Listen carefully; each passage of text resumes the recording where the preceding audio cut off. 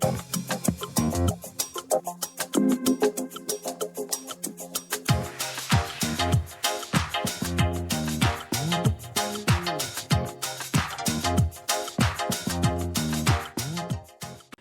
à toutes et à tous, bienvenue à vous dans ce numéro de votre émission Instant Santé consacrée à la migraine.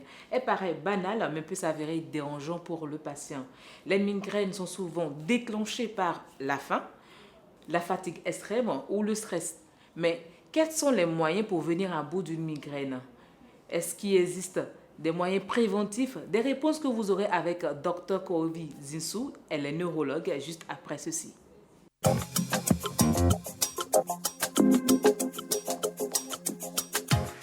Bonsoir Dr Kovi. Bonsoir Yasmine. Dites-nous, comment peut-on définir en termes simples les migraines?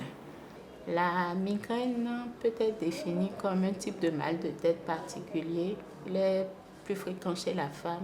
Survient sous forme de crise en général avec des caractéristiques qui lui sont vraiment définies.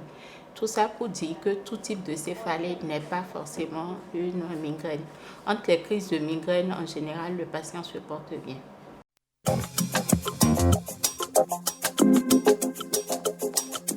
Quels sont les signes, les symptômes pour reconnaître qu'une personne fait la migraine? La migraine peut se présenter sous la forme simple ou il peut s'agir de migraine compliquée. Dans la migraine simple, le maître symptôme, c'est le mal de tête. Généralement, dans la migraine, le patient se plaint de mal de tête qui touche une partie de la tête. C'est un mal de tête qui se présente sous forme pulsatile, c'est-à-dire que le patient a l'impression qu'on lui martelait le crâne. C'est toujours d'un côté, en général dans la migraine. Et les signes qui s'accompagnent, c'est soit l'envie de vomir ou carrément des vomissements, c'est la fatigue, l'impossibilité de réaliser les activités de la vie quotidienne, c'est une intolérance au bruit et une intolérance à la lumière. Alors, dans le cas de la migraine compliquée? Dans le cadre de la migraine compliquée, il y a certains signes neurologiques qui peuvent venir avant la crise et donc annoncent au patient qu'il va faire sa crise de migraine ou accompagner la crise de migraine. Ces manifestations-là peuvent être d'ordre visuel, comme des troubles de la vision, l'impression de voir des étoiles ou d'avoir des points noirs dans la vision. Ils peuvent être d'ordre sensitif. Le patient vous dira, avant que je fasse ma crise de migraine, j'ai des engourdissements, des fourmillements dans une partie du corps. Ou alors, ces manifestations-là peuvent être en rapport avec le langage.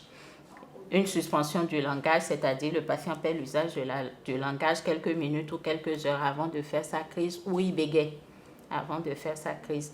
Et quelques instants après ces manifestations-là, le patient fait sa crise de migraine. Dans ce cas, on parle de migraine compliquée.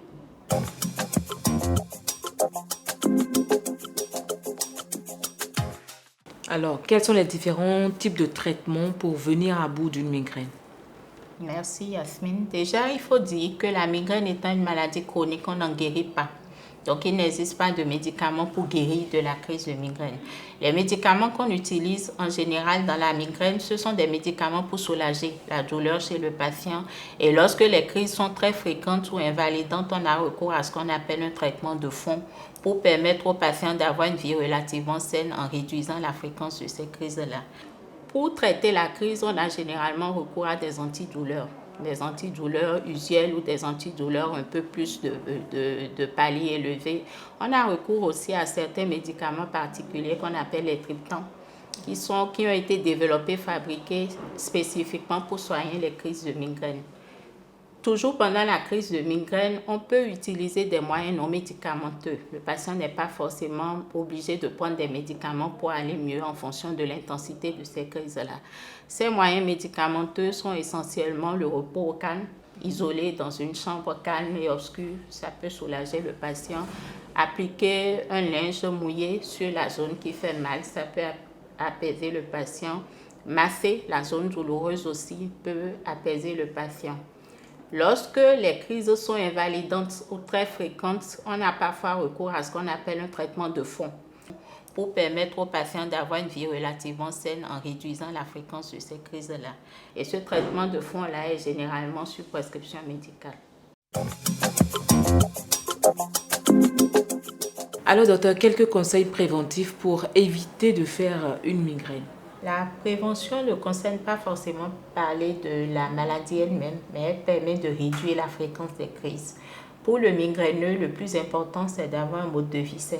Cela passe par la réalisation d'une activité physique régulière, l'éviction de la consommation de tabac ou d'alcool, l'hydratation régulière aussi. Il faut que le migraineux boive régulièrement et assez d'eau.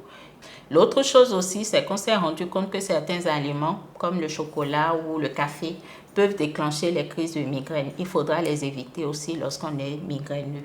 D'autres vous diront que leurs crises sont déclenchées par le stress, les émotions trop fortes, le manque de repos, le surmenage physique. Il faudra alors les éviter. En évitant ces facteurs-là, vous avez moins de risques de faire des crises de migraine. Merci, Dr Kourovitch. Chers téléspectateurs, on retient que la migraine, on peut l'éviter. Il suffit juste de boire beaucoup d'eau.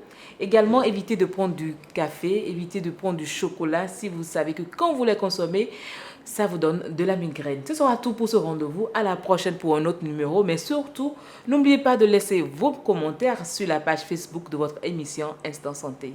Bye bye.